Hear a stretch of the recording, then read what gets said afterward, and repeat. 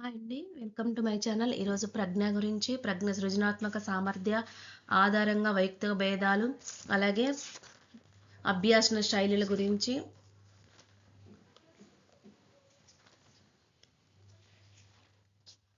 కొన్ని బిట్స్ చూద్దామండి. ప్రజ్ఞ అంటే ఏమిటి? ప్రజ్ఞ అనేది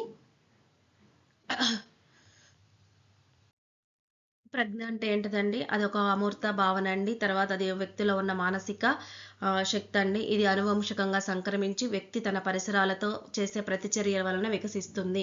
అంటే అనువంశము పరిసరాల ద్వారా ఇది వికసిస్తుంది. వ్యక్తిగత భేదాలలో ఇది ప్రజ్ఞ అనేది ఒక మనకి ముఖ్యమైన అంశంగా చెప్పుకుంటాం. అంటే ఇప్పుడు ఇందులో జాన్ పియాజే గారేమో భౌతిక సామాజిక పరిసరాలకు అనుగుణంగా సామర్థ్యమే ప్రజ్ఞ అని చెప్పారు. స్పియర్ మ్యాన్ ఏమో పరస్పర సంబంధాలు గ్రహించే విధంగా అమూర్త చింతన అని టెర్మన్ గారు చెప్పారు. ఇలా ఒక్కొక్క రకంగా ఒకళ్ళు వెక్స్లర్ గారేమో ప్రజ్ఞ అనేది ప్రయోజకత్వంగా ప్రవర్తించడం, హేతుబద్ధంగా ఆలోచించడం, తన చుట్టూ ఉన్న పరిసరాలు అనేది ఇక్కడ అన్ని కామన్గా ఉందండి. వీళ్ళు నలుగురు చెప్పింది. అందులో కొన్ని ఇప్పుడు మనం ఒక్కొక్క దాని గురించి చూద్దాం. ప్రజ్ఞ అంటే ఏమిటి అనేది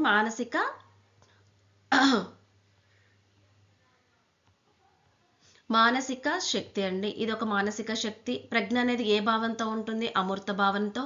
ప్రజ్ఞ ప్రధానంగా ఏ అంశంపై ఆధారపడి ఉంటుందంటే అనువంశిక మరియు పరిసరాలపై పరస్పర సంబంధాన్ని కలిగి ఉంటుంది. భౌతిక సమాజాలు చెప్పింది ఎవరండి? భౌతికంగా సామాజిక అనుగుణంగా ఉండేది జాన్ పియాజే గారు. అలాగే అమూర్త చింతన అని చెప్పింది టెర్మన్ గారు. జాన్ పియాజే గారు 1926లో చెప్పారు. అమూర్త చింతన అనేది 1921లో చెప్పారు. ప్రయోజనాత్మకంగా ప్రజ్ఞ అంటే ప్రయోజకత్వంగా ప్రవర్తించటాన్ని వెక్స్లర్ ఈయన ఏ ఇయర్లో చెప్పారంటే వెక్స్లర్ గారు ఏ ఇయర్లో చెప్పారంటే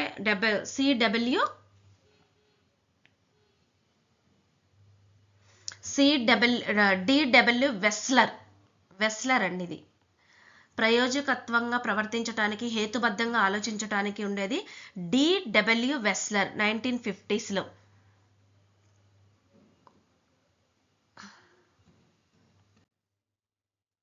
అలాగే స్పియర్మెన్ కూడా చెప్పారు కదండి, పరస్పర సంబంధాలను రాబట్టే వ్యక్తి అంతర్గత ప్రజ్ఞ అని స్పియర్మెన్ 1927లో ఆయన వివరించారు. జాన్ పియాజే గారు 1926లోనే భౌతిక సామాజిక, స్పియర్మెన్ గారు 1927 పరస్పర సంబంధాలు, టెర్మన్ 1921 అమూర్త చింతన, డిడబ్ల్యూ వెస్లర్ 1950 ప్రజ్ఞ అంటే ప్రయోజకత్వంగా ప్రవర్తించడానికి, హేతుబద్ధంగా ఆలోచించడానికి అని చెప్పారనమాట. వీళ్ళు ప్రజ్ఞను రకరకాలుగా వాళ్ళు రకాలుగా వివరించిన పద్ధతి ఏకకారక సిద్ధాంతం, ద్వికారక సిద్ధాంతం, బహుకారక సిద్ధాంతాలు అని ఉన్నాయి కదండి. ఇందులో మనకి ద్వికారక సిద్ధాంతాన్ని ప్రతిపాదించిన మనోవైజ్ఞానిక శాస్త్రవేత్త ఎవరండి? ద్వికారక సిద్ధాంతాన్ని ప్రతిపాదించిన ఎవరంటే స్పియర్మెన్ గారు.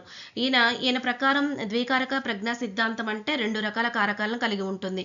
ఒకటి సామాన్య కారకం జనరల్ ఫ్యాక్టర్ జీ గాను, 2 నిర్దిష్ట కారకం అంటే స్పెసిఫిక్ ఫ్యాక్టర్ ఎస్ గాను. అంటే జిఎస్ ఫ్యాక్టర్ గురించి వివరించింది ద్వికారక సిద్ధాంతంలో. ద్వికారక సిద్ధాంతం ప్రతిపాదించింది స్పియర్మెన్ గారు. స్పియర్మెన్ ప్రకారం ప్రజ్ఞ అంటే పరస్పర సంబంధాలు 1927లో వివరించారు ఆయన.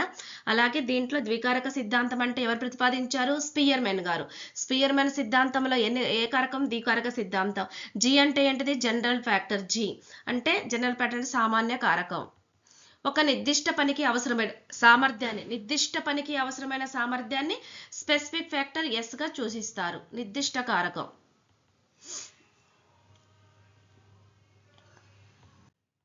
బహుకారక సిద్ధాంతాన్ని ప్రతిపాదించింది ఎవరండి?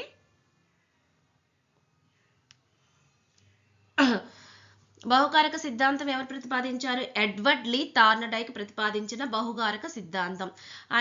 ఈయన అనేక ఇదంటే ప్రజ్ఞ అనేది ఎలా ఉంటుందంటే, ఈయన ప్రకారము ఎడ్వర్డ్ లీ థార్న్డైక్ గారి ప్రకారము ప్రజ్ఞ అనేది స్వాతంత్ర కారకాలను కలిగి ఉంటుంది.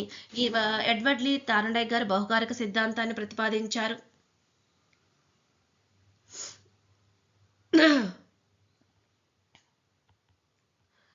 తర్వాత ప్రైమరీ మెంటల్ ఎబిలిటీ అనే గ్రంథాన్ని రచించిన వారు ఎవరు?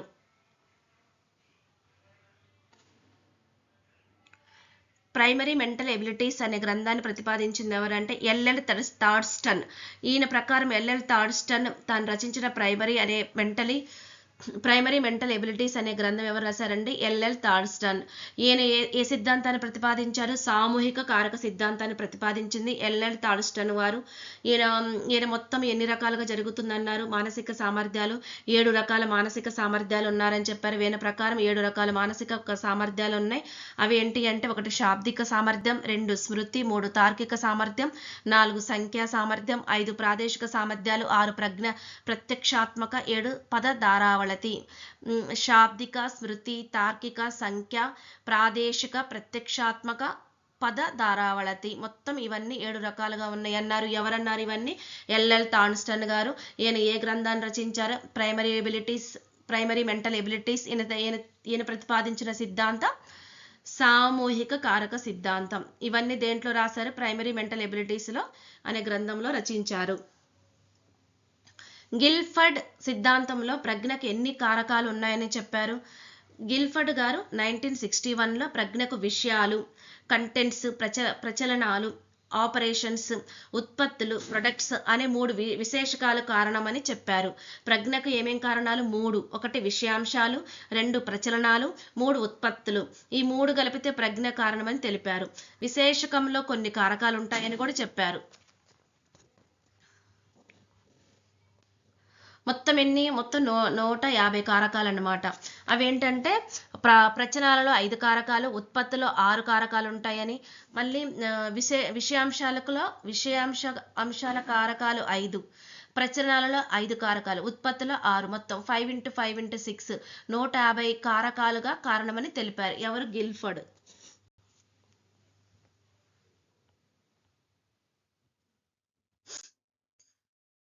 గిల్ఫర్డ్ ప్రకారం ప్రజ్ఞకు సంబంధించినవి ఏవి?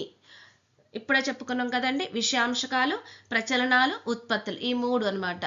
ఇవి 5, అవి 5, ఈ ఉత్పత్తులు 6 ఉంటాయి అన్నమాట. వ్యక్తిగత భేదాల్లో ముఖ్యమైన అంశం ఏంటి? వ్యక్తిగత భేదాల్లో ముఖ్యమైనది ప్రజ్ఞ. ప్రైమరీ మెంటల్ ఎబిలిటీస్ అనే గ్రంథాన్ని రచించిన వారు ఎవరు? ప్రైమరీ మెంటల్ ఎబిలిటీ అనే గ్రంథాన్ని రచించింది ఎల్ఎల్ థార్స్టన్. ఈయన సామూహిక కారక సిద్ధాంతాన్ని ప్రతిపాదించారు. దీంట్లో 7 మానసిక కారకాలు ఉంటాయి. 7 రకాల మానసిక కారకాలను రూపొందించారు ఈ గ్రంథంలో. ప్రైమరీ మెంటల్ అబిలిటీ గ్రంథం ప్రతిపాదించింది ఏంటంటే సామూహిక కారక సిద్ధాంతం. థార్స్టన్ ప్రకారం ప్రతి వ్యక్తిలో ఎన్ని రకాల మానసిక కారకాలు ఉంటాయంటే 7. క్రింది వాటిలో ఎల్ఎల్ థార్స్టన్ పేర్కొన్న మానసిక సామర్థ్యాలు ఏంటంటే శాబ్దిక, స్మృతి, తార్కిక, ప్రాదేశిక, సంఖ్య, ప్రాదేశిక, ప్రత్యక్షాత్మక, పద ధారావళతి. ఇందులో లేనిది భావోద్వేగం లేదు. థార్స్టన్ పేర్కొన్న శాబ్దికం అంటే ఏంటంటే పదాలు అర్థం చేసుకోవటం, ఉపయోగించటాన్ని శాబ్దిక అంటారు. థార్స్టన్ తెలిపిన మానసిక సామర్థ్యాలు ఏవి? Option C. తార్కిక సామర్థ్యాన్ని థార్స్టన్ ఎలా విభజించారు? ఆగమన వివేచనం, నిగమన వివేచన ద్వారా. తార్కిక సామర్థ్యానికి అదనంగా థార్స్టన్ ఏ సామర్థ్యాన్ని జోడించారు? స్మృతి సామర్థ్యమా, సమస్య పరిష్కార సామర్థ్యమా, శాబ్దిక సామర్థ్యమా, ప్రత్యక్షాత్మక సామర్థ్యమా?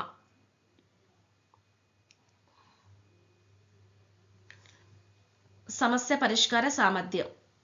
సంఖ్యా సామర్థ్యం అంటే ఏమిటి? పదాలను వేగంగా చదవటమా, ఆకృతులను గుర్తించటమా, సంఖ్యలతో లెక్కలు చేయగల సామర్థ్యమా, విషయాలను గుర్తించటమా? సంఖ్య అంటే సంఖ్యలతో. సామూహిక కారక సిద్ధాంతం ప్రకారం ప్రజ్ఞ అంటే ఏంటిది? ఒకే కారకం, 2 కారకాల, అనేక స్వాతంత్ర మానసిక సామర్థ్యాల సమూహమా, జన్యు లక్షణాలు మాత్రమేనా?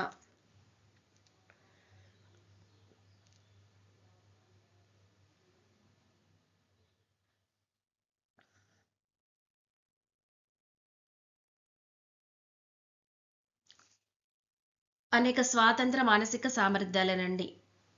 ఈ తార్కిక ఉంది కదండి, మన థార్స్టన్ గారు ఎల్ఎల్ థార్స్టన్ ప్రకారం 3వది తార్కిక సామర్థ్యమా కదండి. ఆ తార్కిక సామర్థ్యానికి కూడా ఆగమన వివేచన, నిగమన వివేచనను పేర్కొని దాని సమస్య పరిష్కార సామర్థ్యాన్ని అదనంగా జోడించారు. అదెవరండి? ఎల్ఎల్ థార్స్టన్ గారిదే. బహుళ ప్రజ్ఞ సిద్ధాంతాన్ని ప్రతిపాదించింది ఎవరు? Howard Gardner.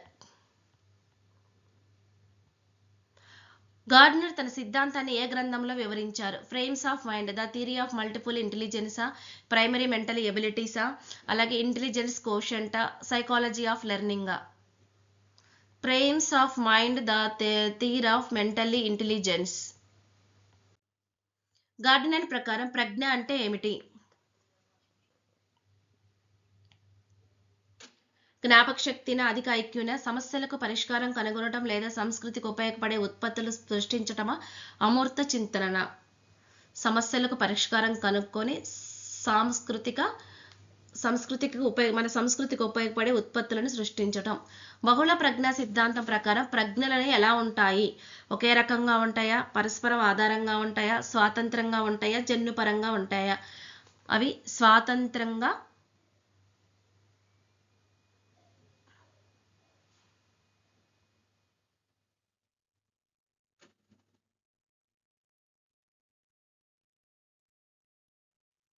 ఇవన్నీ ఎలా ఉంటాయి అంటే ఒకదానికొకటి స్వతంత్రంగా కలిగి బహుళ ప్రజ్ఞకు దారితీస్తాయి. అంటే వివిధ రకాల అభ్యాసన విధానాలు, సమాచార క్రియలు కలిగి ఉంటారని అవన్నీ స్వతంత్రంగా ఉంటాయి.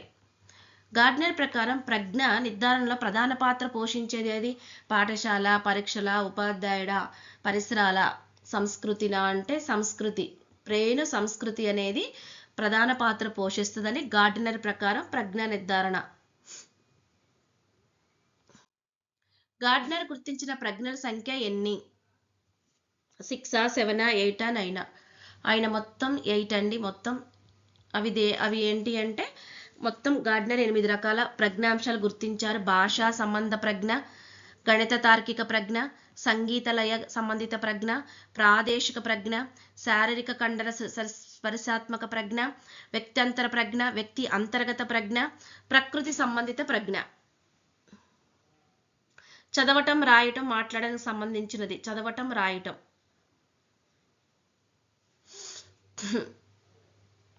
భాష. సంఖ్యలు, లాజిక్ సమస్యల పరిష్కారంతో సంబంధించిన ప్రజ్ఞ ఇది. శాబ్దికన, ప్రాదేశిక, గణిత తార్కిక ప్రజ్ఞను సంఖ్యలు, లాజికల్ సమస్యలకు సంబంధించింది. సంగీతం, లయం, స్వరాలతో సంబంధించింది. సంగీత ప్రజ్ఞ. శరీర కదలికలు, క్రీడలు, నృత్యంతో సంబంధించింది. శారీరక కండర ప్రజ్ఞ. సంఖ్యలు, తర్కం, గణిత ప్రక్రియలను ఉపయోగించి సమస్యలను పరిష్కరించేది.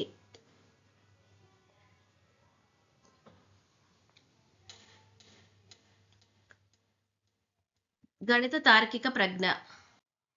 సంఖ్యల నేర్పరులు, తార్కిక నేర్పరులు అని ఎవరిని అంటారు? భాషా ప్రజ్ఞ గలవారిని, సంగీత ప్రజ్ఞ గలవారిని, గణిత తార్కిక ప్రజ్ఞ గలవారిని, శారీరక ప్రజ్ఞ గలవారిని. గణిత తార్కిక ప్రజ్ఞ గలవారిని. గణిత తార్కిక ప్రజ్ఞ గలవారు సాధారణంగా ఏ వృత్తుల్లో రాణిస్తారు? గణిత శాస్త్రవేత్తలు. రాగం తాళం లయ శృతులకు సంబంధించింది. సంగీత లయ ప్రజ్ఞ.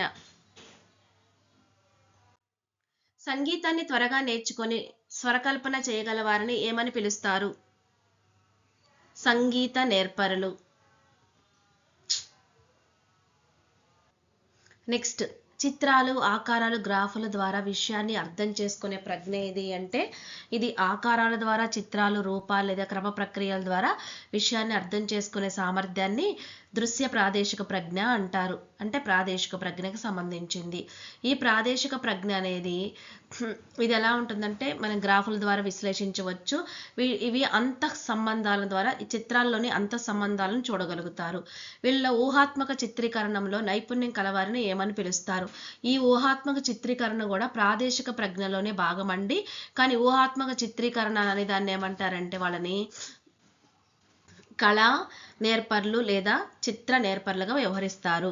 ఎందుకంటే వాళ్ళు ఊహాత్మక చిత్రీకరణలో నేర్పర్లుగా ఉంటారనమాట. అది ఊహాత్మక చిత్రీకరణ నేర్పర్ అనేది దేనికి సంబంధించిందంటే ప్రాదేశిక ప్రజ్ఞకు కూడా సంబంధించింది.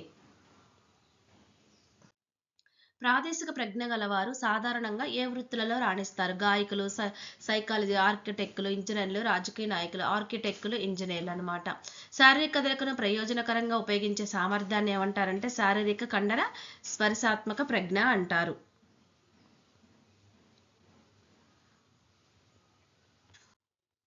నాట్యం క్రీడలు, నాట్యానికి సంబంధించినవి, క్రీడలకు సంబంధించినవి, అలాగే జిమ్నాస్టిక్‌లు ఇవన్నీ చేసే వాటిని వీళ్ళనేమంటారంటే, వీళ్ళని శరీర నేర్పరులు అంటారు. వీళ్ళు ఎక్కువ ఎందులో ఉంటారు? నాట్యకారులుగాను, క్రీడాకారులుగాను ఎక్కువ ఎవరు రాణిస్తారండి? శారీరక కండర స్పరిశాత్మక ప్రజ్ఞ ఉన్నవారు నాట్యకారులుగాను, క్రీడాకారులుగాను రాణిస్తారు. ఇతర భావాలు, ఉద్వేగాలను అర్థం చేసుకుని స్పందించే ప్రజ్ఞ ఏది? వ్యక్తంతర ప్రజ్ఞని అంటారు. అంటే వీళ్ళు ఇతర భావాలున్న సమాజంలో వ్యక్తులతో పరస్పర సంబంధాలు వీళ్ళు చక్కగా ఏర్పాటు చేసుకుంటారండి. వీళ్ళు ఇతర భావాలను చక్కగా ఉద్వేగాలను మంచిగా అర్థం చేసుకుంటారనమాట. వాళ్ళెవరు? వ్యక్తంతర ప్రజ్ఞ.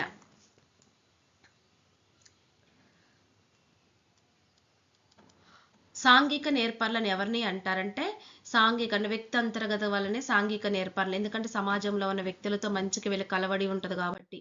వ్యక్తంతర ప్రజ్ఞ గలవారు సాధారణంగా ఏ వృత్తుల్లో రాణిస్తారు?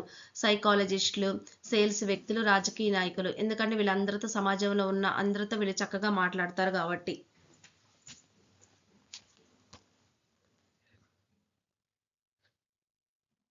అంతఃపరిశీలన, ఆత్మస్పందనతో సంబంధం ఉన్న ప్రజ్ఞ. వ్యక్తి అంతర్గత ప్రజ్ఞ, వ్యక్తంతర ప్రజ్ఞ, ప్రాదేశిక ప్రజ్ఞ, సంగీత ప్రజ్ఞ అంటే వ్యక్తి అంతర్గత ప్రజ్ఞ. వ్యక్తంతర్గత ప్రజ్ఞ వ్యక్తిలో ఏ అంశానికి సంబంధించి ఉంటుంది?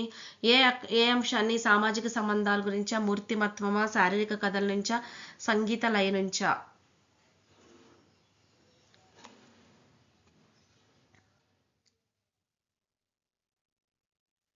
మూర్తిమత్వం. వీళ్ళల్లో వ్యక్తి అంతర్గత ప్రజ్ఞ వ్యక్తిలో ఏ అంశానికి సంబంధించింది ఉంటుందంటే మూర్తిమత్వం. మూర్తిమత్వం ఎవరికి ఉంటుందంటే వ్యక్తి అంతర్గత ప్రజ్ఞ ఉన్న వారికి. తమ బలాలు బలహీనతలు గ్రహించి ప్రణాళికలు వేసుకునే సామర్థ్యం ఎవరికి ఉంటుందండి? మనకి స్వీయం. వీళ్ళని స్వీయం నేర్పరులు కూడా అంటారు. వ్యక్తి అంతర్గత ప్రజ్ఞ ఉన్న వాళ్ళే. వ్యక్తి అంతర్గత ప్రజ్ఞ గలవారిని ఏమని పిలుస్తారంటే స్వీయం నేర్పరులు.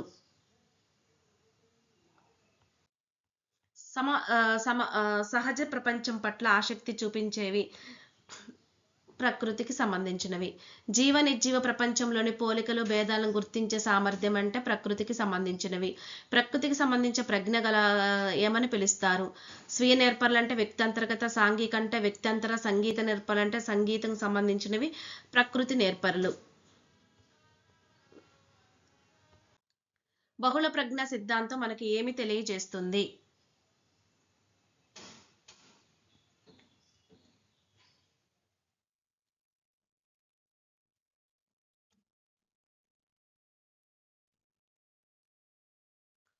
ప్రజ్ఞ ఒకటేనా? ప్రజ్ఞలు వేరు స్థాయిలో ఉంటాయనా? ప్రజ్ఞ జన్యుపరమైందనే? ప్రజ్ఞా పరీక్షల ద్వారానే కొలవచ్చనా? బహుళ ప్రజ్ఞా సిద్ధాంతం అనేది మనకి ప్రజ్ఞలు వేరు స్థాయిలలో ఉంటాయి అన్నమాట. అంటే బహుళ ప్రజ్ఞా సిద్ధాంతం వ్యక్తులలో వివిధ ప్రజ్ఞలకు సంబంధించి ఉంటుంది. అంటే జ్ఞానం మనకు తెలియజేస్తుంది. విద్యార్థుల్లో అనేవి వేరు స్థాయిల్లో ఉంటాయి. బహుళ ప్రజ్ఞలను గుర్తించి మార్గదర్శకత్వం వహించవలసిన వారు ఎవరు? ఉపాధ్యాయులు.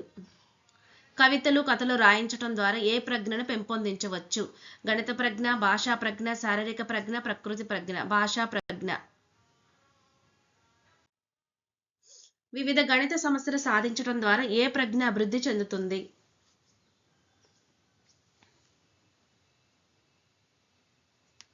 గణిత తార్కిక ప్రజ్ఞ. మైండ్ మ్యాపింగ్, 2D 3D నమూనాల ద్వారా ఏ ప్రజ్ఞను పెంపొందించవచ్చు?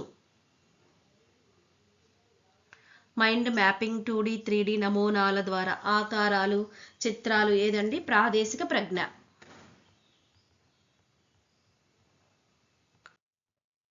యోగా, ఆటలు, జిమ్నాస్టిక్ ఇవన్నీ శారీరక స్పరిశాత్మక ప్రజ్ఞకు సంబంధించినవి. పాటలు పాడించడం కొత్తవనేది సంగీత ప్రజ్ఞకు. సహకార అభ్యాసనం ద్వారా ఏ ప్రజ్ఞ అభివృద్ధి చెందుతుంది?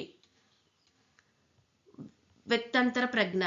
మైండ్ ఫుల్నెస్ ద్వారా ఏ ప్రజ్ఞ అభివృద్ధి చెందుతుంది? వ్యక్తి అంతర్గత ప్రజ్ఞ. మొక్కల సంరక్షణ, విహారయాత్రల ద్వారా ఏ ప్రజ్ఞ అభివృద్ధి చెందుతుంది? ప్రకృతి సంబంధించిన ప్రజ్ఞ. ఇవి అన్నీ ఒకలాగున్నా కూడా టెక్స్ట్ బుక్లో నుంచి ఎటు నుంచి ఇటు ఇచ్చినా కూడా రాయటానికి ఇవన్నీ ఇచ్చానండి. ఏది మిస్ కాకుండా పాయింట్ రిపీటెడ్గా ఉన్నా కూడా టెక్స్ట్ బుక్లో ఏనండి మొత్తం. ఇక్కడ నుంచి మళ్ళీ కొత్త టాపిక్ అండి, అభ్యాసన శైలులు. ఇక్కడ అభ్యాసన శైలులు అంటే ఏంటిదంటే వీళ్ళ విద్యార్థులలో ఆలోచనలలో, వైఖరులలో, అభిరుచులలో, సహజ సామర్థ్యంలో భేదం ఉన్నట్లయితే అభ్యసించే శైలిలో కూడా భేదాలు ఉంటాయి. అంటే ఆలోచనలలో, వైఖరిలలో, అభిరుచులలో, సహజ సామర్థ్యాలలో భేదం ఉంటే అభ్యాసన శైలిలో కూడా ఉంటాయి. అంటే ఒక విద్యార్థి సమాచారాన్ని ఎలా సేకరిస్తాడు, ఎలా గ్రహిస్తాడు, ఎలా ప్రక్రియ చేస్తాడు, ఎలా గుర్తుంచుకుంటాడు, ఇవన్నీ అభ్యాసన శైలికి సంబంధించి ఉంటాయి. విద్యార్థుల అభ్యాసన శైలి ఎందుకు వేరువేరుగా ఉంటాయి అంటే ఆలోచనలు, వైఖరిలు, అభిరుచులు, సహజ సామర్థ్యాలు ఇవన్నీ ఎలా ఉంటాయి, వేరువేరుగా ఉండటం వలన. అంటే ఒక పిల్లగాడికి ఉన్నాయి, ఒకరికి మ్యాథ్స్ అంటే ఇష్టం ఉంటుంది, ఒకరికి ఇంగ్లీష్ అంటే ఇష్టం ఉంటుంది, ఒకరికి సైన్స్, వాళ్ళ అభిరుచులు ఉంటాయి, వాళ్ళ వాళ్ళు చేసే విధానం ఉంటాయి గట, వాటన్నిటిలో వేరువేరు తారతమ్యం ఉండటం వలన అభ్యాసన శైలులు కూడా వేరువేరుగా ఉంటాయి. ఉపాధ్యాయుడు అభ్యాసన శైలులపై అవగాహన కలిగి ఉండటం ఎందుకంటే ఇప్పుడు ఉపాధ్యాయుడికి విద్యార్థులకి అభ్యాసన శైలులు, వాళ్ళ మనస్తత్వం కానీ అవన్నీ వాళ్ళ ఆలోచనలు, అభివృద్ధులు ఉంటే వాడికి ఎలా చెప్పాలనేది బోధన విషయంలో కూడా వాళ్ళకు అనుగుణంగా సంతృప్తికరంగా ఆనందంగా చెప్తారన్నమాట. డెన్ మరియు 1992 ప్రకారం అభ్యాసన శైలి నిర్వచనం ఏమి ఇచ్చాడంటే అభ్యాసన శైలి అనేది అభ్యాసకుడు కొత్త క్లిష్టమైన సమాచారాన్ని కేంద్రీకరించి ప్రక్రియ చేసి గ్రహించి గుర్తుంచుకునే విధానం. అంటే ఒక సమాచారాన్ని అతను ఒక దగ్గరగా చేర్చి దాన్ని ఒక విధంగా అంటే గ్రహించి ఎలా గుర్తుంచుకోవాలో కూడా మొత్తం ఆయనే చేసుకుంటాడు అనమాట. దాన్నే డెండ్ అని ఏం చెప్పాడంటే ఇది నిర్వచనంగా ఇచ్చారు. అభ్యాసన శైలిని వివరించేందుకు ప్రయత్నించిన విద్యావేత్తలు.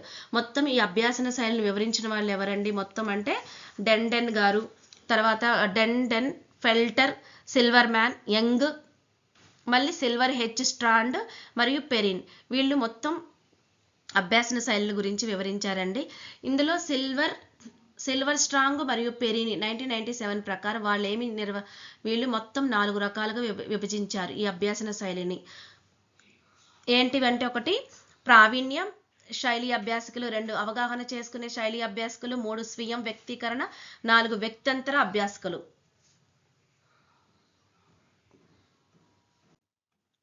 ప్రావీణ శైలులు అంటే ఒక సమాచారాన్ని క్రమబద్ధంగా స్వీకరిస్తారనమాట. వీళ్ళు ఎలా పడితే అలాగా కాకుండా క్రమబద్ధంగా అలాగే స్పష్టక వాస్తవిక అంశాలకు ఆధారంగా విలువనిస్తారు. వీళ్ళు ప్రావీణ్య శైలి వాళ్ళు. అంటే ఒక సమాచారాన్ని క్రమబద్ధంగా స్వీకరిస్తారు, స్పష్టతకు వాస్తవిక అంశాలకు. అవగాహన ఎలా ఉంటుందంటే వీళ్ళు భావనలు, అమూర్త అంశాలు ఆధారంగా పనిచేస్తారు. ప్రశ్నించటం, వివేచన చేయటం నేర్చుకుంటారు. తర్కానికి ఆధారాలకి ఎక్కువగా విలువిస్తారు. తర్కానికి ఆధారాలకి విలువిచ్చేది ఎవరంటే అవగాహన చేసుకునే శైలి అభ్యాసక లక్షణాలు, అలాగే ప్రశ్నించటం, వివేచన చేయటం ద్వారా నేర్చుకుంటారు. వాళ్ళు ఎలా నేర్చుకుంటారు, ప్రశ్నించటం, వివేచన చేయటం ద్వారా. స్వీయం వ్యక్తీకరణ శైలి ఉన్న వాళ్ళు ఎలా ఉంటారంటే వీళ్ళు భావాలు, చిత్రాలు, సృజనాత్మక ద్వారా నేర్చుకుంటారు. వీరు వాస్తవికతకు సృజనాత్మకత విలువిస్తారు. అవగాహన శైలికి వాళ్ళేమో తర్కానికి ఆధారాలకు, వీళ్ళేమో స్పష్టతకు వాస్తవిక అంశాలకు. స్పష్టతకు వాస్తవిక అంశాలకు ఇచ్చేది ప్రావీణ్యం, అక్కడ వాస్తవ ప్రావీణ్యం. తర్కానికి ఆధారాలకు అవగాహన, వాస్తవికత సృజనాత్మకత, స్వీయం వ్యక్తీకరణ.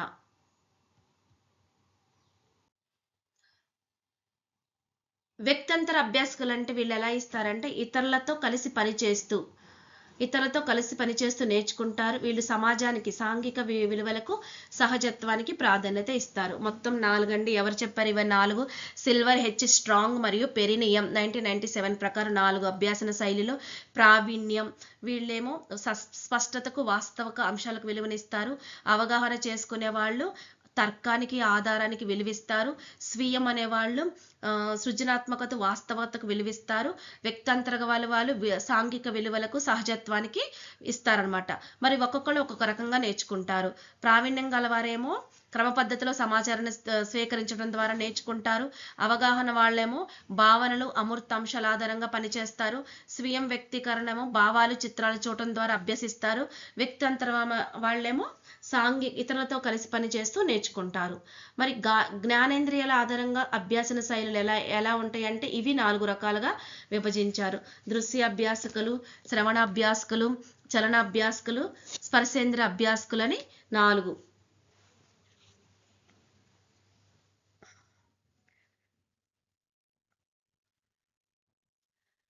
ఈ దృశ్య అభ్యాసకులు ఎలా నేర్చుకుంటారండి వీళ్ళు ఎలా నేర్చుకుంటారంటే ముఖ కవళికల ద్వారా చిత్రాలు, గ్రాఫ్లు, మ్యాప్స్, నమూనాలు ముఖ కవళికల ద్వారా నేర్చుకుంటారు. అంటే ఎక్కువగా చూడటం, దృశ్యం అంటే చూడటం కాబట్టి. దృశ్య అభ్యసన ముఖ్య లక్షణం ఏంటిదంటే ఊహా శక్తి బాగా అభివృద్ధి చెంది ఉంటుంది. తర్వాత శ్రవణ అభ్యాసకులు వినటం, మాట్లాడటం ద్వారా నేర్చుకుంటారు. మౌఖిక సూచనలు అలాగే శాబ్దిక ఆదేశాల ఆధారంగా సులభంగా అర్థం చేసుకుంటారు. చలన అభ్యాసకులు ఎలా ఉంటారు? కృత్యాలు చేయటం, ప్రయోగాలు, అన్వేషణ ద్వారా, భౌతిక అనుభూతుల ద్వారా, అంటే వాళ్ళు ఏదైనా చేసి చూసి నేర్చుకుంటారన్నమాట. స్పర్శేంద్రియ అభ్యాసకులు వస్తువులను తాకటం, అనుభవించడం ద్వారా నేర్చుకుంటారు. తర్వాత ఈ ఉపాధ్యాయులు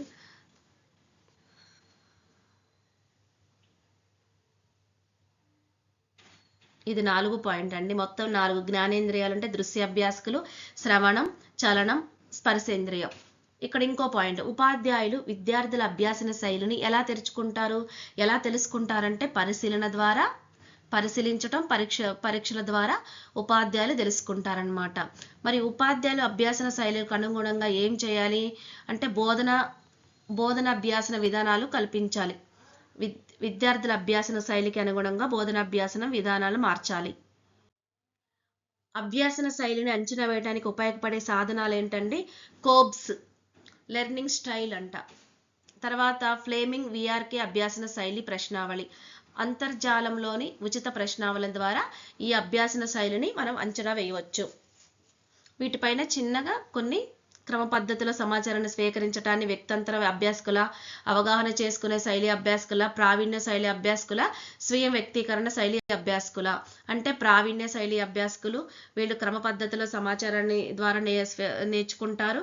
వీళ్ళు దేని మీద ఆధారపడతారంటే విలువనిస్తారంటే స్పష్టతకు, వాస్తవికతకు విలువిస్తారనమాట.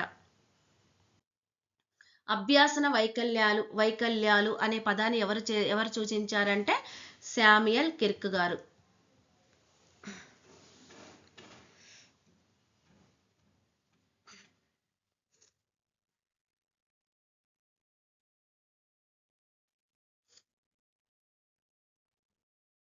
ఇక్కడ అభ్యాసన వైకల్యం అనే దానికి ముందు ఇంకొకటి ఉంటుందండి, కోప్స్. తర్వాత ఇంకో చిన్నది ఉంటుంది టెక్స్ట్ బుక్ లో, సాంఘిక సాంస్కృతిక నేపథ్యం. ఇది మనకు అందరికి ఐడియా ఉందని దాన్ని ఇవ్వలేదు. అది ఎలా ఉంటుంది? సాంస్కృతిక అంటే ఇంటి భాష, బోధన భాష ద్వారా ద్విభాష వాతావరణం ఉండటం. ద్విభాష వాతావరణం అంటే అర్థం చేసుకున్న పదజాలం, స్థానిక పదజాలం వాడటం వలన ఉపాధ్యాయులు ఈ సమస్యలను ఎలా పరిష్కరిస్తారంటే సాంఘిక సాంస్కృతిక నేపథ్యాలు దృష్టిలో పెట్టుకొని ఉదాహరణతో బోధన చేస్తారు.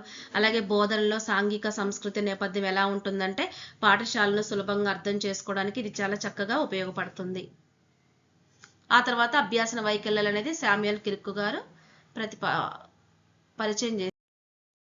ఈయన ప్రకారం ఏంటంటే చదువు, రాత, మాట, లెక్కల్లో ఇబ్బందులు కలుగుతారు, బుద్ధి లోపం లేకపోయినా అభ్యాసనలో సమస్యలు వస్తాయని వీరి ప్రకారం చెప్పారనమాట. అలాగే భాషణపరమైన సమస్యలు ఇవి మొత్తం ఎలా ఉంటాయి అంటే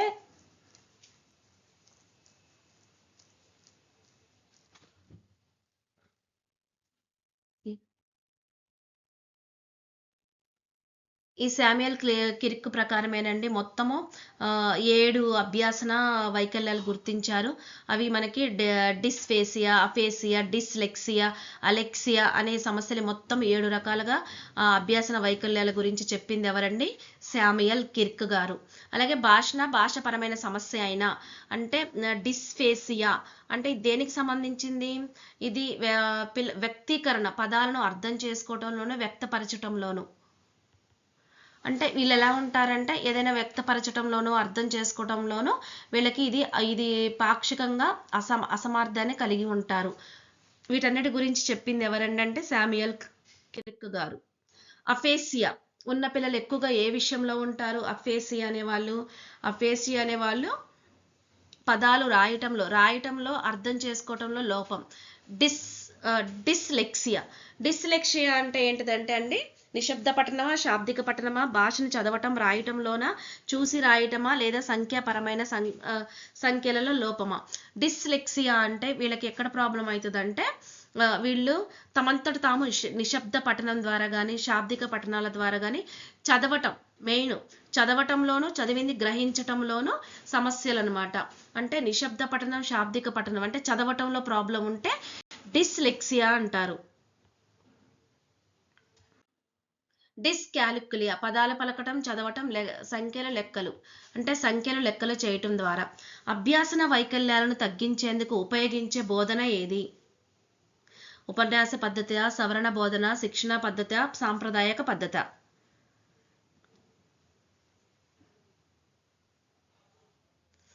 అంటే అది సవరణ బోధన అండి. సవరణ బోధన ద్వారా, సరియైన శిక్షణ ద్వారా, వైయక్తిక విద్యా ప్రణాళిక ద్వారా వీళ్ళని అధిగమించాలన్నమాట. మొత్తం ఏంటంటే సవరణ బోధన ద్వారా, సరియైన శిక్షణ ద్వారా, వైయక్తిక విద్యా ప్రణాళికల ద్వారా వీళ్ళ సమస్యలను మనం తగ్గించాలి. వ్యక్తిగత అవసరాలను దృష్టిలో ఉంచుకొని రూపొందించే విద్యా ప్రణాళికలు ఏమంటారు? వ్యక్తిగత అవసరాలను పూర్వచర్య బోధన, పరస్పర చర్య బోధన, వైయక్తిక విద్యా ప్రణాళికల ప్రాజెక్ట్. వైయక్తిక. రాయటంలో పూర్తిగా ఆ అశశక్తి, రాయటంలో మొత్తం అసలు కంప్లీట్గా రాతపరమైనవి వైకల్యం ఉన్నది పూర్తిగా అనమాట. అంటే అగ్రాఫియా. చూసి రాయటంలో ఎదుర్కొనే పిల్లలకు ఉండేది చూసి రాయటంలో. పూర్తిగా రాయటం రాని వాళ్ళని అగ్రాఫియా అంటారు, చూసి రాయటంలోనే డిస్గ్రాఫియా అంటారు. ముద్రిత భాషను చదవటం రాయటం పూర్తిగా రాకపోవటాన్ని అలెక్సియా. ముద్రణ భాషను చదవటం రాయటం పూర్తిగా రాకపోవటం.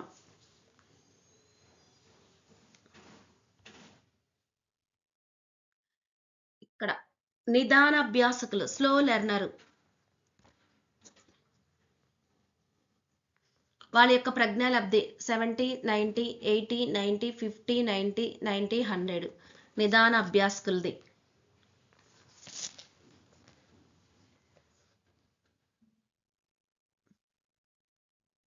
70, 90 అండి. వీళ్ళు చాలా నెమ్మదిగా తక్కువ వేగం తక్కువతో ఉంటారు. వీళ్ళకి సృజనాత్మకత అనేది చాలా పరిమితంగానే ఉంటుంది. ఏకాగ్రత కూడా తక్కువగానే ఉంటుంది.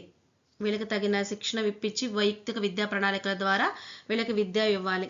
స్వల్ప మానసిక అంటే ఇక్కడి నుంచి మొత్తం ఎలా ఉంటుందంటే ప్రజ్ఞాపరమైన సవాళ్ళను ఎదుర్కొనే పిల్లలు. ఇవన్నీ రకాలుగా అంటే మొత్తం స్వల్ప మానసిక సవాళ్ళు ఎదుర్కొంటున్న వారు, మితమైన మానసిక సవాళ్ళు, తీవ్రమైన మానసిక ప్రజ్ఞ. మొత్తం 4 రకాలు ఉన్నాయండి. Mild, moderate, severe, profounded, mentally challenged. స్వల్ప మానసిక అభ్యాసకుల ప్రజ్ఞ. వీళ్ళు ప్రజ్ఞాలబ్ధి 50 నుంచి 70 వరకు ఉంటుందండి. మితమైన మానసిక అభ్యాసకుల ప్రజ్ఞాలబ్ధి మితమైన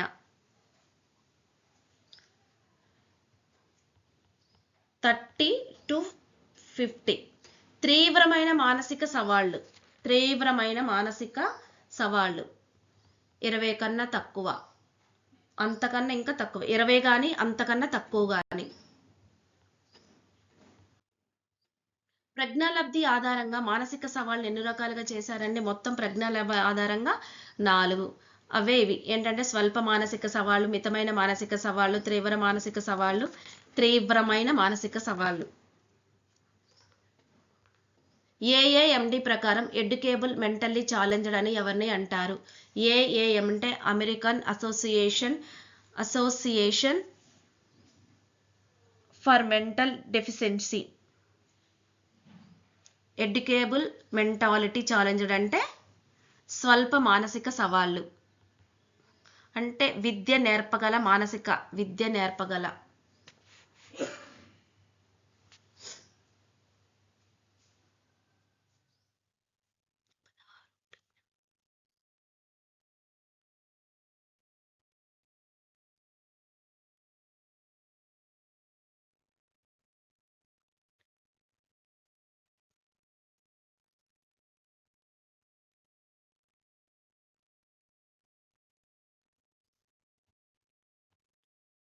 శిక్షణ పొందగల మానసిక సవాళ్ళు ఎవరికంటే శిక్షణ పొందగల స్వల్ప మానసిక సవాళ్ళ, మితమైన మానసిక సవాళ్ళ, తీవ్ర మానసిక సవాళ్ళ, అభ్యాస ఇబ్బందులు గల పిల్లల. అంటే మితమైన సవాళ్ళు, మోడరేట్ మెంటల్లీ ఛాలెంజ్డ్ పిల్లలండి. వీళ్ళ ప్రజ్ఞాలబ్ధి 30-50 ఉంటుందండి. మిత 30-50 మధ్యలో ఉంటుందండి. వీళ్ళ కంపల్సరిగా శిక్షణ పొందగల వాళ్ళు. ఏఏఎండి వాళ్ళ ప్రకారం మితమైన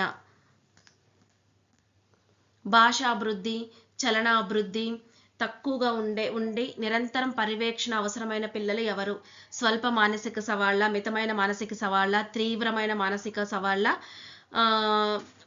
అభ్యాస ఇబ్బందులు గల పిల్లల. ఇది తీవ్రమైంది కాదండి, తీవ్ర మానసిక సవాళ్ళు. వీళ్ళకి కంపల్సరిగా వీళ్ళు ఎలా ఉంటారంటే భాషాభివృద్ధి, చలనాభివృద్ధి చాలా తక్కువగా ఉంటుందండి. అలాగే వీళ్ళకి సంరక్షణ కూడా అవసరం. ఇది తీవ్ర మానసిక సవాళ్ళు. వీళ్ళు ఎక్కడ ఉండాలంటే నిరంతరం వీళ్ళకి పర్యవేక్షణ అవసరం.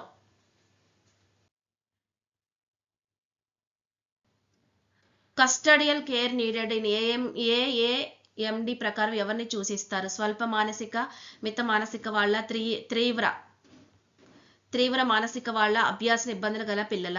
కస్టడియల్ ఎవరంటే వీళ్ళకి కంపల్సరిగా సంరక్షణ ఎవరంటే తీవ్ర మానసిక వాళ్ళు. శిక్షణ పొందగల వాళ్ళంటే మితమైన మానసిక సవాళ్ళు. స్వల్ప వాళ్ళంటే విద్య నేర్పరిగల మానసిక సవాళ్ళు. స్వల్ప మానసిక సవాళ్ళ యొక్క ప్రజ్ఞాలబ్ధి 50-70 ఉంటాయి. 50. వీళ్ళదేమో 30-50. తీవ్ర మానసిక వాళ్ళంటే వీళ్ళకి చాలా శిక్షణ అవసరం. నెక్స్ట్ ఇలా ఎలా గుర్తుపెట్టుకోవాలంటే, మా అక్క అగ్రాడి అంటే డిస్ఫేసి అంటే మాట అర్థం ఎక్స్పరచటం, అక్క అంటే అపేషియా భాష వినటం రాయటం, డిస్ఫ్లెక్సీ అంటే పూర్తిగా చదవటంలో చదివింది అర్థం చేసుకోవటంలో అనమాట. అలెక్సీ అంటే చదవటం రాయటం రాదు. డిస్గ్రాఫీ అంటే రాత సమస్యలు. అగ్రాఫీ అంటే పూర్తిగా రాయలేరు. డిస్కాలిఫియా అంటే గణితం లెక్కలు. మాట చదువు రాత లెక్క. ఒకవేళ ఈజీగా ఉంటే యూజ్ చేసుకోండి. చలన కౌశల్యాభివృద్ధి, భాషాభివృద్ధి ఉండని వారు.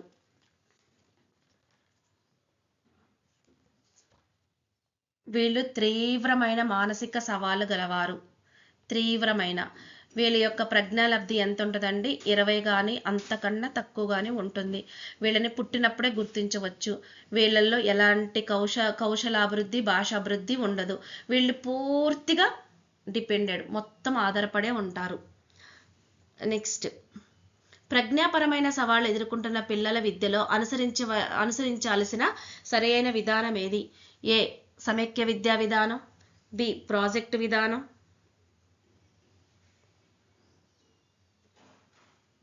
సి కార్యాచరణ విధానం, డి హ్యూరిస్టిక్ విధానం.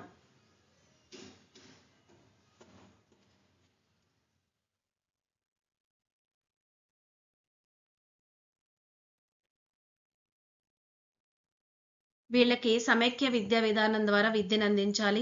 అలాగే ప్రత్యేక పాఠశాల ద్వారా, ఆశ్రమ పాఠశాలల ద్వారా, గృహ శిక్షణ ద్వారా విద్యను నేర్పించాలన్నమాట. వీళ్ళకి విద్య అనేది ఎలా ఉండాలి? వ్యక్తిగత, సాంఘిక, భాష, వృత్తి, పరస్వాలంబన కోసం ఉద్దేశించబడిందై ఉంటుంది వీళ్ళ విద్య అనేది.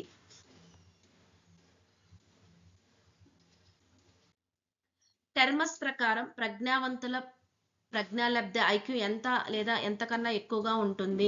120, 130, 140, 150. ఆయన ప్రకారం 140 లేదా అంతకంటే ఎక్కువ. ప్రతిభావంతులను అసాధారణ మేధావులుగా పేర్కొని సమాజ అభివృద్ధికి తమ కౌశలాలను ఉపయోగిస్తున్నారని చెప్పిన వారు ఎవరు? Terman, Gardiner, Bentley, పియాజే.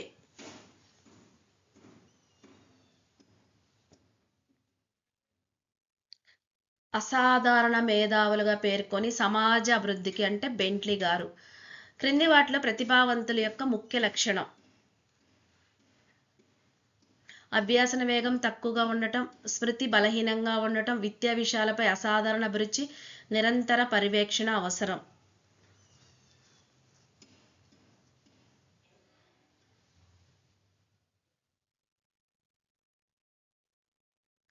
విద్యా విషయాలపై అసాధారణ అభిరుచి కలిగి ఉండటం. అమెరికన్ సైకాలజికల్ అసోసియేషన్ ప్రకారం ప్రతిభావంతులు ఏ రంగంలో అసమాన సామర్థ్యాలు కలిగి ఉండవచ్చు. వాళ్ళు ఒక రంగంలో మాత్రమే ఉంటారా, 2 రంగాల్లో మాత్రమా, 1 లేదా అంతకంటే ఎక్కువ రంగాల్లోనా, కేవలం విద్యా రంగంలోనా? 1 లేదా అంతకంటే ఎక్కువ రంగాల్లో వీళ్ళు ఉంటారు. ఎవరి ప్రకారం? అమెరికన్ సైకాలజికల్ అసోసియేషన్ వారి ప్రకారము. అవన్నీ ఎన్ని రంగాలు అంటే మొత్తం ఒక 6 రంగాలు ఉన్నాయండి. అసామాన్య ప్రజ్ఞ, ప్రత్యేకమైన విద్యారుచి, 3 సృజనాత్మకత లేదా ఉత్పాదకత ఆలోచనలు, 4 నాయకత్వ లక్షణాలు, 5 దృశ్య ప్రదర్శన కళల సామర్థ్యం మరియు 6 మానసిక చలనేంద్రియ కార్యక్రమం. దృశ్య ప్రదర్శన కళా సామర్థ్యం ఉంది, మానసిక చలనేంద్రియాలు ఉన్నాయి. అసామాన్య ప్రజ్ఞ, సృజనాత్మకత, ఉత్పాదకత, ఇది ఉత్పాదకత. అసామాన్య ప్రజ్ఞ, సృజనాత్మకత లేదా ఉత్పాదకత ఆలోచనలో, ప్రత్యేకమైన విద్యాభివృద్ధి, నాయకత్వ లక్షణాలు, దృశ్య ప్రదర్శనలు, కళల సామర్థ్యం, ఇది 5. 6 మానసిక చలనేంద్రియాలు, మొత్తం పైవన్నీ యుడ్డి.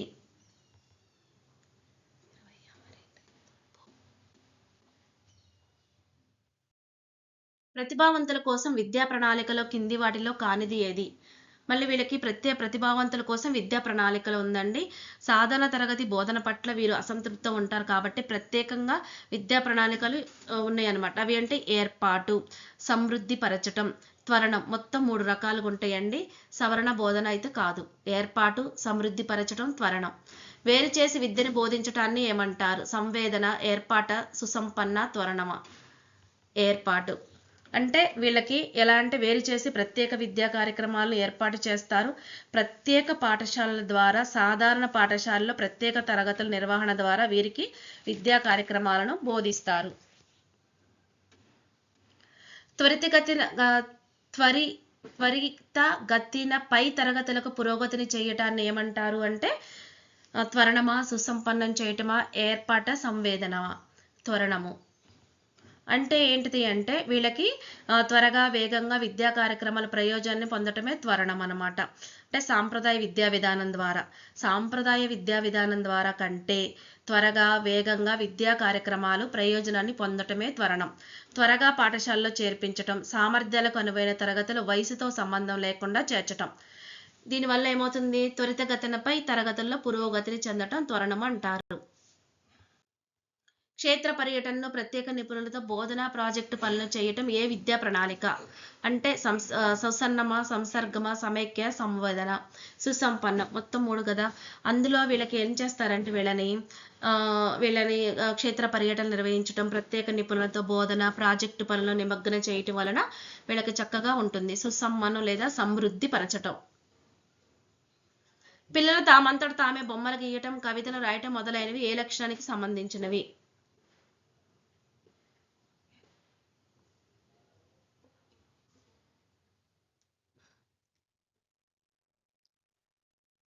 సహజ సృజనాత్మక ప్రక్రియ. ఇక్కడ సృజనాత్మకతను పెంపొందించేందుకు మనోవిజ్ఞానం ఉన్నారండి. అందులో ప్రొఫెంజర్ మరియు గోవన్ అనే వాళ్ళు 1971లో ఏమి సూచించారంటే ప్రజ్ఞా పరీక్షల గురించా, అభ్యాసన వైకల్య నివారణ గురించా, సృజనాత్మకతను పెంపొందించేందుకు సుమారు 50 విధానాలు ఉన్నట్ల, బహుళ ప్రజ్ఞా సిద్ధాంతమా? సృజనాత్మక పెంపొందించేందుకు సుమారు 50 విధానాలని చెప్పింది ఎవరంటే Treffinger and Gowan. Davis and Scott 1971 సూచించే విధానంలో ఒకటి ఏది? ఈ డేవిస్ అండ్ స్కాట్ గారు 1971లో సృజనాత్మకతకు సహకరించే లక్షణాల జాబితా రాయటం. పెట్రిబ్యూట్ లిస్టింగ్ 1, భావాల మాత్రిక, ఐడియా మ్యాట్రిక్స్ 2, సృజనాత్మకత పరికరాల పేటిక, క్రియేటివిటీ టూల్ బాక్స్, ఈ 3+20 కృత్యాలను సూచించింది ఎవరంటే డేవిస్ అండ్ స్కాట్. ఇందులో కానిదండి ఇది పి అండి. ఇందులో ఒకటి ఏంటంటే జాబితా రాయటం, ఐడియా మ్యాట్రిక్స్ భావాల మాత్రిక, క్రియేటివిటీ టూల్ బాక్స్ అంటే సృజనాత్మకత పరికరాల పేటిక. దీనితో పాటు మొత్తం ఎన్ని ఉన్నాయంటే 20 కృత్యాలు కూడా సూచించింది ఎవరండి అంటే డేవిస్ అండ్ స్కాట్. ట్రఫింజర్ మరియు గోవన్ ఏం చూపించారండి? సృజనాత్మకత పెంపొందించేందుకు మొత్తం 50 పద్ధతులను చూపించారు. క్రియేటివిటీ అండ్ ఇంటెలిజెన్స్ అనే గ్రంథాన్ని రచించింది ఎవరు? క్రియేటివిటీ అండ్ ఇంటెలిజెన్స్ అనే గ్రంథాన్ని రచించింది ఎవరు? Jacob Getzels, Philip Jackson. వీళ్ళిద్దరు కలిసి Jacob and creativity and intelligence. దీంట్లోనే ఎక్స్ప్లోరేషన్ విత్ గిఫ్టెడ్ స్టూడెంట్స్, ఇది కూడా వాళ్ళదేనండి. Exploration with gifted students.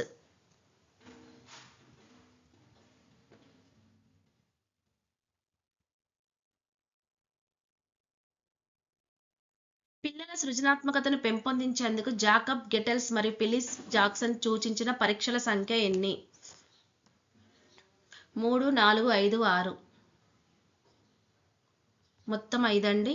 అవి ఏంటంటే అదృశ్య ఆకారాల పరీక్ష, పద సంసర్గ పరీక్ష, వస్తువుల ఉపయోగ పరీక్ష, 3 వైవిధ్యమైన ముగింపులు, సమస్యల రూపకల్పన. అదృశ్య, పద సంపద, వస్తువులు, 3 సమస్యల రూపకల్పన. మొత్తం ఈ 5 రకాల పరీక్షను ఉపయోగించి పిల్లల్లో సృజనాత్మకతను పెంపొందించే విధంగా సూచించింది. ఎవరు? జకబ్ గెటల్స్, ఫిలిప్స్ జాక్సన్ ఇద్దరు. వాళ్ళు రచించిన గ్రంథం ఏంటిది? Creativity and intelligence. ఇంకొకటి ఎక్స్ప్లోరేషన్ విత్ గిఫ్టెడ్ స్టూడెంట్స్. అదృశ్యంగా ఉన్న అక్షరాలను గుర్తించగల సామర్థ్యాన్ని అదృశ్య అక్షరాల పరీక్ష. ఒక పదంతో అనేక సంబంధ పదాలను చెప్పే సామర్థ్యాన్ని పద సంసర్గ పరీక్ష.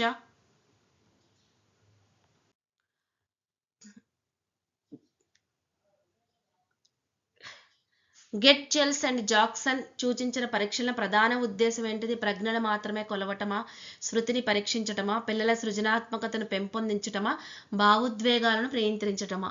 పిల్లల సృజనాత్మకతను పెంపొందించటం.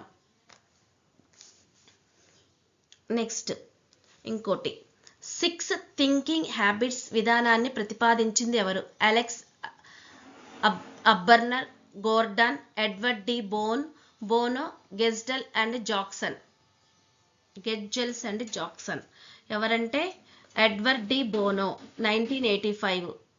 ఇతను 6 థింకింగ్ హ్యాట్స్ అంటే 6 ఆలోచించే టోపీల గురించి చెప్పాడండి. ఇతను అంటే ఒక సమస్యను వివిధ కోణాల్లో పరీక్షించే పద్ధతి, అంటే రకరకాల కోణాలలో పరిశీలించి పరీక్షించే పద్ధతి. అంటే ఈ పద్ధతిలో మూడు కలర్స్ టోపీలు ఉన్నాయండి. ఒకటి నీలి టోపీ, పచ్చ రంగు టోపీ, 2 తెలుపు రంగు టోపీ. వీటిని ధరించి ఈ రంగులు ఇష్టపడే వాళ్ళకి ఎలాంటిది ఉంటుందని గెస్ చేయటమే ఈయన ఉద్దేశం. 6 థింకింగ్ హ్యాట్స్, 6 ఆలోచించే టోపీలు రచించింది Edward de Bono 1985. 6 thinking habits విధానంలో ప్రధాన ఉద్దేశం ఏంటి? సమస్యలను వివిధ కోణాల్లో పరిశీలించి పరీక్షించటం. 6 థింకింగ్ హ్యాట్స్ విధానం విద్యార్థులు ఏ లక్ష్యాన్ని ప్రధానంగా పెంపొందిస్తుంది? యాంత్రిక ఆలోచన, కంఠస్థమ, సృజనాత్మకత, అనుకరణ. సృజనాత్మక ఆలోచన. మేధో మదనం విధానాన్ని ప్రతిపాదించింది ఎవరు? మేధో మదనం Alex F Osborn. Edward de Bono గారేమో 6 టోపీలు అంటే 6 ఆలోచించే టోపీలు, 6 థింకింగ్ హ్యాట్స్. ఇక్కడ అలెక్స్ ఎఫ్ ఆఫ్ బర్న్ ఏంటంటే మేధో మదనం, బ్రెయిన్ స్టార్మింగ్ విధానాన్ని ప్రతిపాదించారు వీళ్ళు. అలాగే బ్రెయిన్ స్టార్మింగ్ విధానంలో ముఖ్యంగా ఏది ప్రోత్సహించబడుతుంది? మూసబద్ధమైన సమాధానాల, విమర్శన, స్వేచ్ఛాయుత ఆలోచనల మరియు సామూహిక చర్చ, వ్యక్తిగత పోటీల విభిన్న ఆలోచనని ప్రోత్సహించబడుతుంది. ఆ విభిన్న ఆలోచన అనేది ఎలా ఉంటుందంటే వాళ్ళు సామూహికంగా చర్చలు జరిగించుకోవడానికి, అలాగే స్వేచ్ఛగా వ్యక్తీకరించే విధంగా వీళ్ళని ప్రోత్సహించాలన్నమాట. ఈ బ్రెయిన్ స్టార్మ్ విధానంలో ఏముంటుంది? విభిన్న ఆలోచనలు పెంచే విధంగా కార్యక్రమాలు రూపొందించాలి. అవి ఎలా? సామూహిక చర్చలు, అలాగే తమ ఆలోచనలు స్వేచ్ఛగా వ్యక్తీకరించే విధంగా చేయాలన్నమాట. బ్రెయిన్ స్టార్మింగ్ పద్ధతి ద్వారా విద్యార్థులు ఏ ఆలోచన ఎక్కువగా ఉంటుందంటే కన్వర్జెంటింగ్ థింకింగ్, విమర్శనాత్మక ఆలోచన, డైవర్జింగ్ కంఠస్థన అంటే డైవర్జింగ్ థింకింగ్.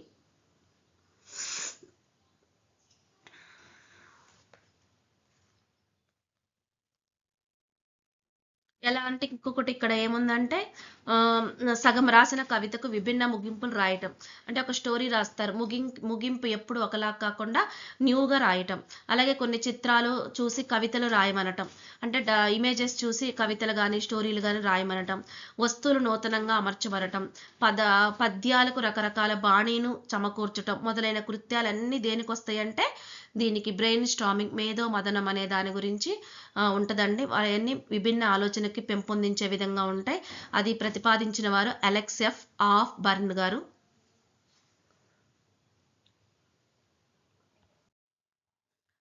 గోర్డన్ 1961 ప్రతిపాదించిన సైంటిక్స్ పద్ధతి ప్రధానంగా ఏ అంశంపై దృష్టి పడుతుంది? తార్కిక మరియు శాస్త్రీయ ఆలోచన మాత్రమే. సమస్య యొక్క భావోద్వేగ మరియు అహేతుక అంశాలను అర్థం చేసుకోవటం. శృతి మరియు కంఠస్థ అభ్యాసనం. డి క్రమబద్ధమైన సమస్య పరిష్కార దశలు. భావోద్వేగ అహేతుక అంశాలను అర్థం చేసుకోవటానికి వాడారన్నమాట దాన్ని. సెనెటిక్స్ సృజనాత్మకత పెంపొందించటం. సెనెటిక్స్ పద్ధతిని ప్రతిపాదించిన వారు ఎవరంటే గోర్డన్ గారు. ఎడ్వర్డ్ డి బోన్ గారు ఏం చేశారంటే 6 ఆలోచించే టోపీలు 6 thinking habits. Alex F auburn గారు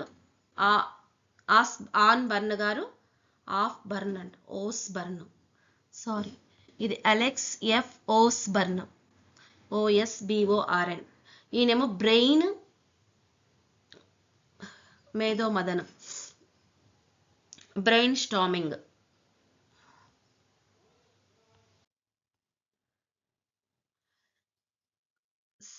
సెనెటిక్స్ పద్ధతి ప్రధానంగా ఏ అంశాలపై దృష్టి పెడుతుందండి? తార్కిక అంశాలు మాత్రమే శాస్త్రీయ విధానం. భావోద్వేగ మరియు అహేతుక అంశాలు కంఠస్థం. భావోద్వేగాలు. మిన్నోసోటి అశాబ్దిక పరీక్షల లక్ష్యం ఏమిటి?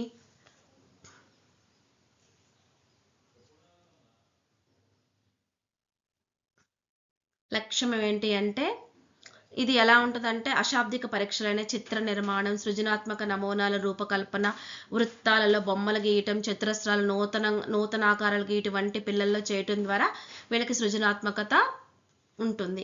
సృజనాత్మకత వ్యక్తపరచటం అంటే ఏంటిదండి? మిన్నోసోటి అశాబ్దిక పరీక్షలు. ఇవేంటివి? ఈ పరీక్షలు ఎలా ఉంటాయి అంటే చిత్ర నిర్మాణం, సృజనాత్మక నమూనాల రూపకల్పన, వృత్తాలలో బొమ్మలు గీయటం, చతురస్రాలను నూతన ఆకారాలు గీయటం అన్నమాట. చిత్ర నిర్మాణం, సృజనాత్మక నమూనాలు, వృత్తాలు, చతురస్రాలు. వృత్తాలు బొమ్మలు గీయటం, చతురస్రాలను కొత్త ఆకారాలు గీయటానికి ఏం వాడతారు? దాన్ని ఏమంటామంటే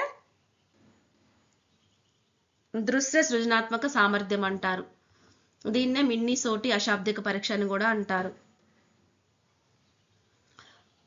అయిపోయిందండి ఇంతవరకు. ఇంకా దీంట్లో ఏం చేయాలంటే ఉపాధ్యాయులకు సృజనాత్మక శిక్షణపై అవగాహన కల్పించాలి. ఇవన్నిటికి చేయాలంటే ముందు ఉపాధ్యాయులకి వాటిపైన అవగాహన కలిగించాలి. ఓకేనండి, థ్యాంక్ యూ అండి. నచ్చితే లైక్ చేయండి, షేర్ చేయండి, సబ్స్క్రైబ్ చేసుకోండి.